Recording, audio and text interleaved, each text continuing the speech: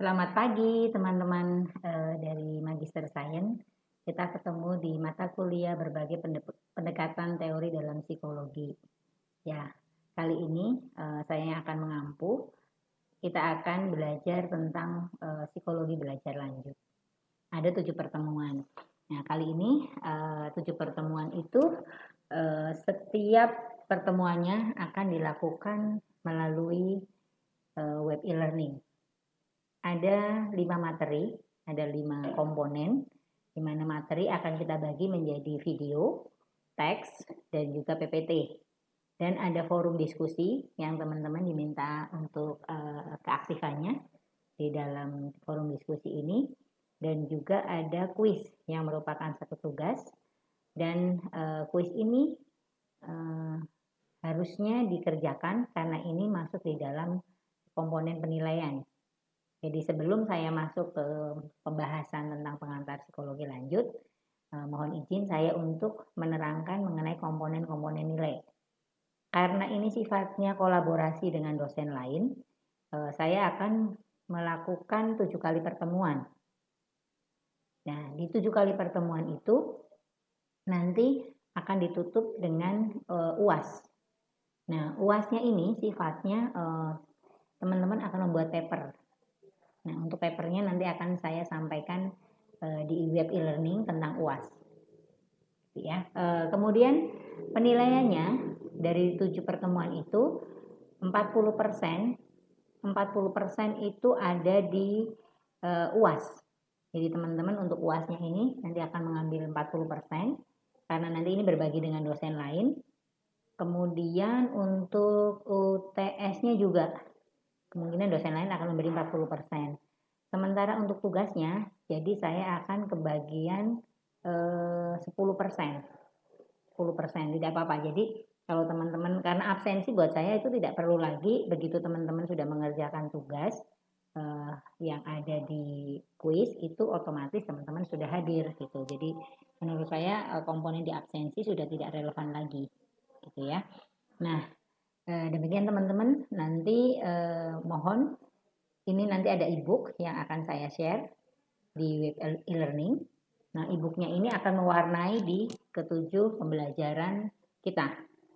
Nah, selain e-book juga nanti ada materi dari PPT yang saya ada acuannya, teman-teman boleh cari acuannya itu sendiri. Ya, itu aja. Baiklah teman-teman, kita akan mulai saja pembahasan materi kita tentang pengantar psikologi belajar lanjut. Ya, sebelumnya saya akan menjelaskan tentang definisi belajar.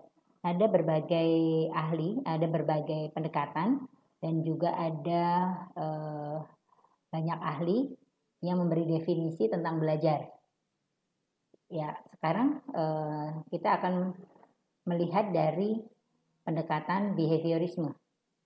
Menurut pendekatan ini, belajar adalah proses di mana pada akhir proses tersebut terdapat perubahan perilaku yang permanen. Jadi belajar itu hasil dari pengalaman dan latihan. Namanya juga teori perilaku, teori behaviorisme. Kemudian ada seorang ahli namanya Geek mengatakan belajar adalah proses di mana organisme berubah perilakunya akibat pengalaman tadi ya. Kemudian Umar Hamalik juga mengatakan bahwa belajar adalah modifikasi atau memperteguh kelakuan dengan pengalaman.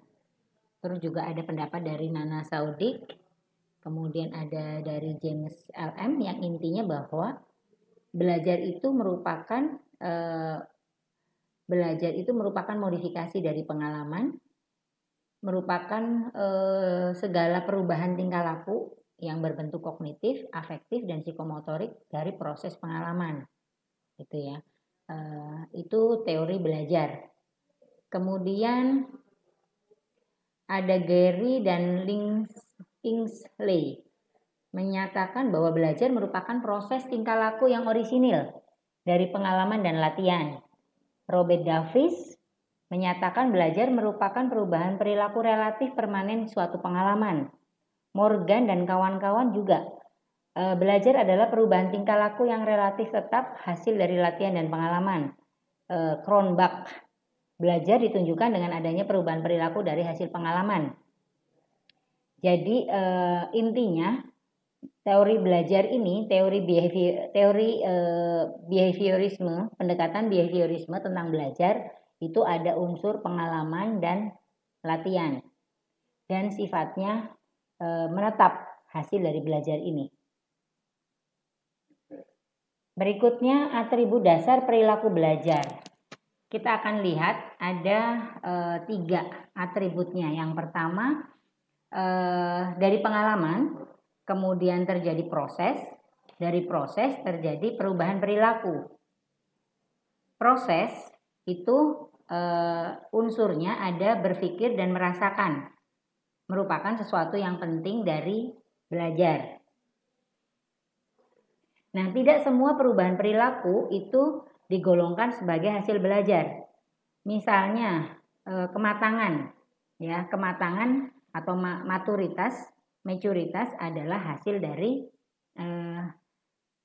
dari sesuatu yang sifatnya organik, sifatnya genitas.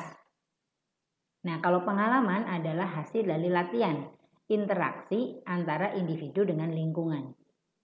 Cukup jelas ya di sini. Nah, berikutnya mengenai karakteristik belajar. Ada berbagai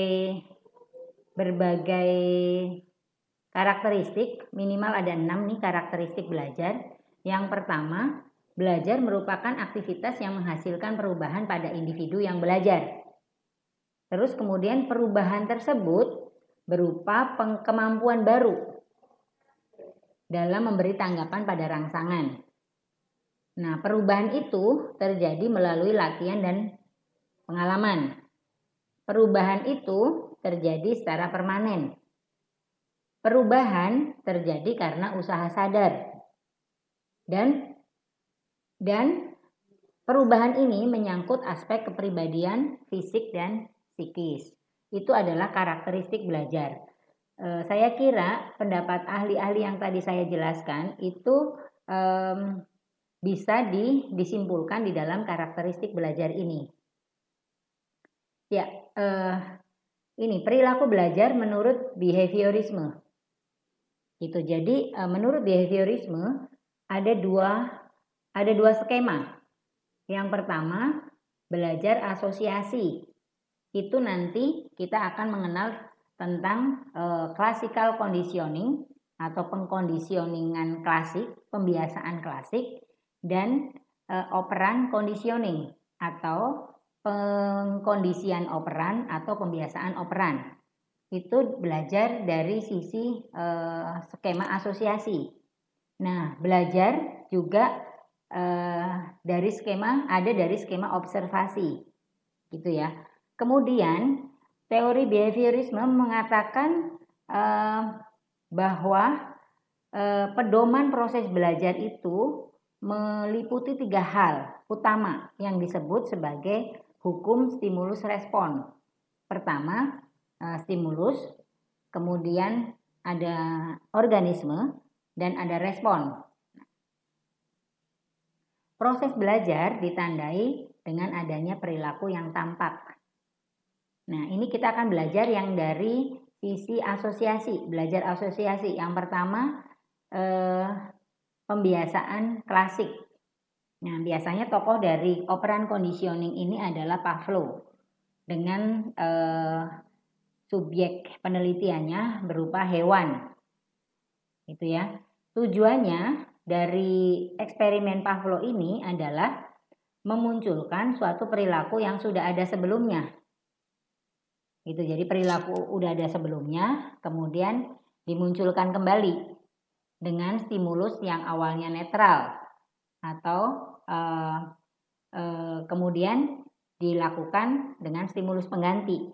Nah, langkah-langkahnya seperti berikut ini. Jadi stimulus yang tidak terkondisi, stimulus yang tidak terkondisi atau unconditional stimulus itu akan menghasilkan respon yang tidak terkondisi. Kemudian stimulus netral ditambah dengan stimulus yang tidak terkondisi akan menghasilkan respon yang tidak terkondisi. Kemudian langkah berikutnya, stimulus terkondisi atau kondisional stimulus itu akan menghasilkan respon terkondisi. Nah, ini jadi pembentukan stimulus terkondisi menjadi respon terkondisi. Jadi konsep penting dari pengkondisionian klasik atau pembiasaan klasik adalah bagaimana terbentuknya perilaku itu. Nah, itu ada yang namanya konsep generalisasi, diskriminasi, kepunahan, dan pemulihan spontan. Itu ya prinsip-prinsip penting dari pembiasaan klasik. Nah, kelemahan dari teori pembiasaan klasik ini karena respon yang terkondisi CR tadi sering mirip dengan respon normal bagi stimulus yang tidak terkondisi. Kemudian yang kedua, kelemahannya itu manusia tidak hanya bergantung pada pengaruh luar dalam menentukan perbuatan serta reaksi yang dilakukan. Karena apa? Karena ada juga pengaruh-pengaruh dari internal dalam diri manusia gitu. Jadi kita nggak bisa bahwa respon itu selalu tergantung pada pengaruh luar. Nah, ini tadi berkaitan dengan pembiasaan klasik. Berikutnya adalah tentang asosiasi yang kedua, yang operan conditioning. Ini ada dua ahli yang berpengaruh. Yang pertama dari Thorndike. Ini sebenarnya nanti kita masuknya lebih ke koneksionisme. Tapi memang alirannya sama-sama behaviorisme. Ya. Ada yang menyatakan bahwa koneksionismenya Thorndike ini sebagai operan. Jadi bersanding dengan punya Skinner. Nah, teman-teman, saya akan coba jelaskan kedua-duanya. Ya, yang pertama dari sisi pengkondisian dari Thorndike yang namanya koneksionisme. Nah, Thorndike ini menggunakan percobaan kucing yang dimasukkan ke dalam kotak puzzle. Nah, tujuannya kucing tersebut mengalami perubahan perilaku baru.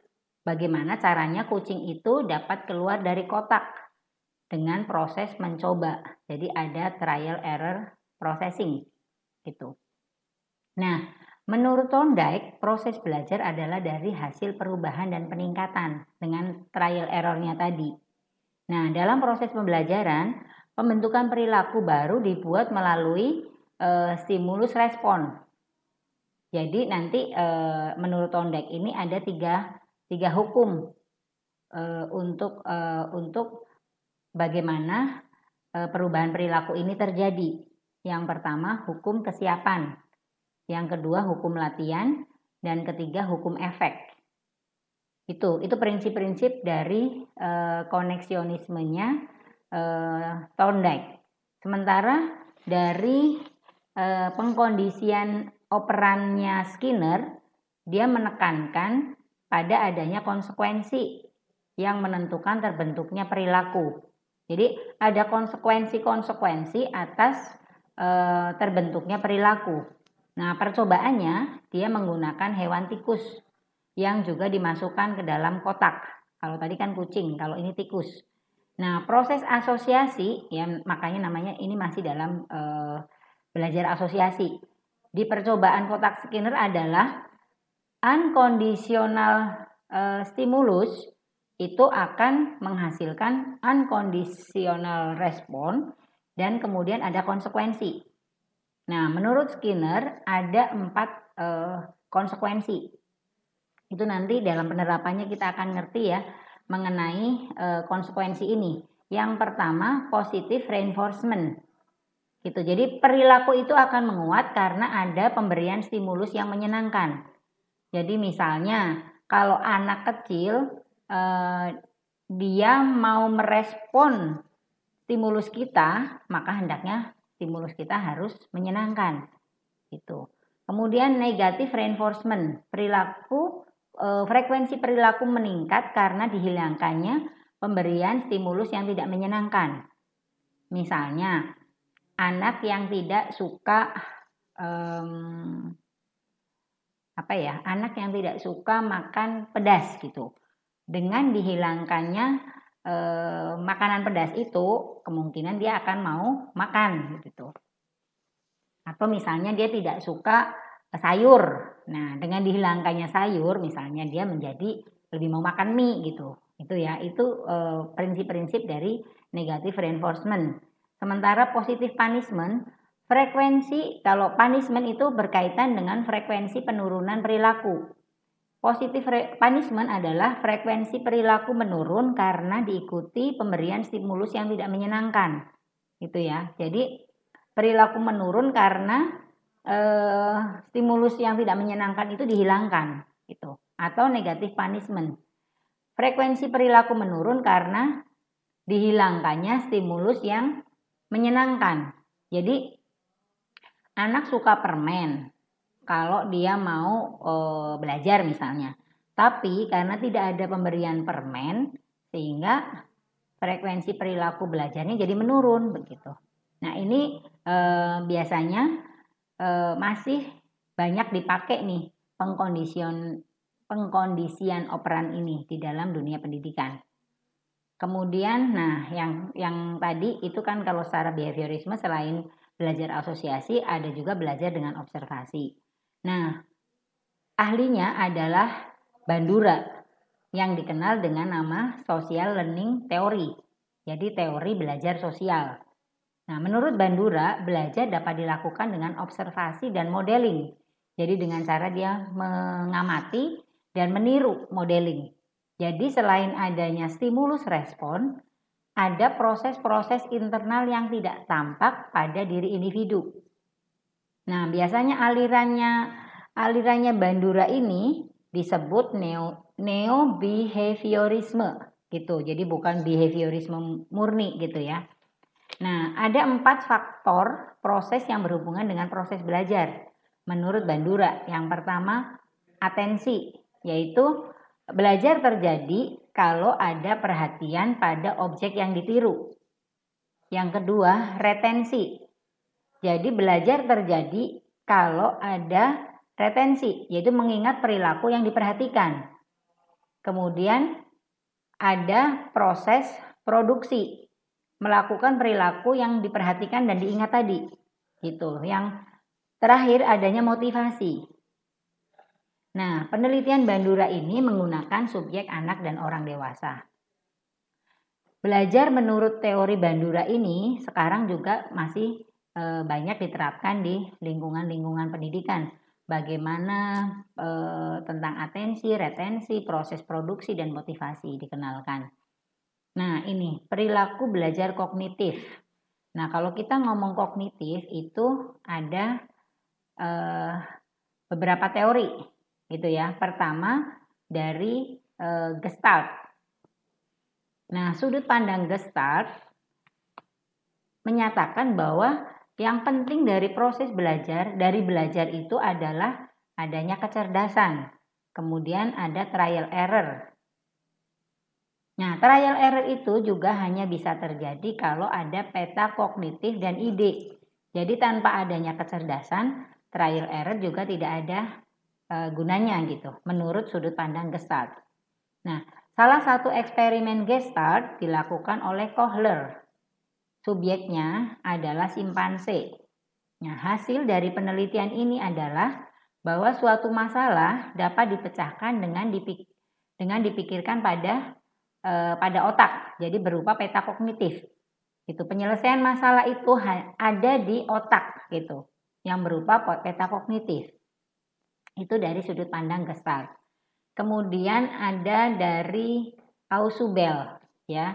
Dia memaknai belajar sebagai belajar yang bermakna. Jadi proses mengkaitkan informasi baru pada konsep. Jadi setiap ada informasi baru harus dikaitkan dengan konsep. Jadi supaya belajar itu menjadi bermakna, begitu. Kemudian ada teori kognitifnya Brunner. Nah, teori kognitif Brunner biasa dikenal juga sebagai free discovery learning atau proses belajar akan berjalan baik jika pendidik memberi kesempatan yang seluas-luasnya pada peserta didik. Nah, ini yang tadi teori kognitif. Jadi sesuatu itu ada di dalam peta pikiran. Kemudian perilaku belajar menurut konstruksivisme. Nah, kalau kita ngomong konstruktivisme itu artinya ada perpaduan antara psikologi kognitif dan sosial. Nah, menurut konstruktivisme, belajar dianggap sebagai kegiatan manusia membangun pengetahuan dengan memberi makna pada pengetahuan berdasarkan pengalamannya.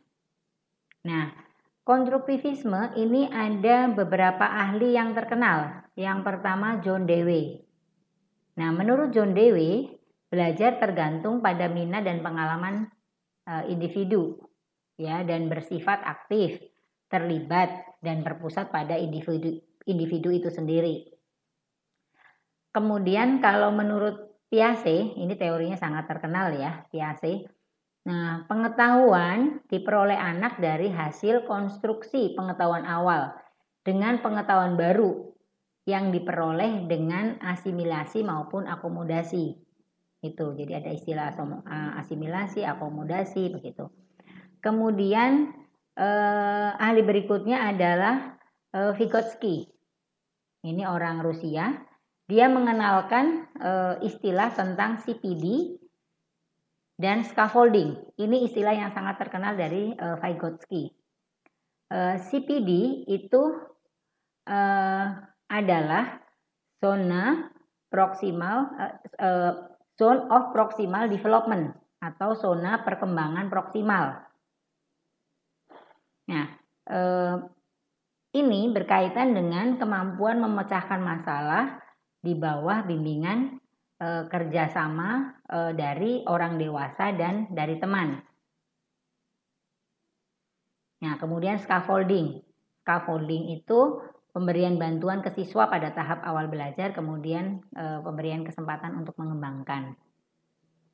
Nah, strategi belajar konstruktivisme itu antara lain ada yang namanya top-down processing. Jadi, siswa belajar mulai dari masalah kompleks untuk dipecahkan. Gitu. Kemudian ada cooperative learning. Siswa strategi belajar dengan cara berpasangan atau berkelompok. Ada namanya generative learning. Menekankan pada integrasi yang aktif antara materi dan pengetahuan. Nah, ini.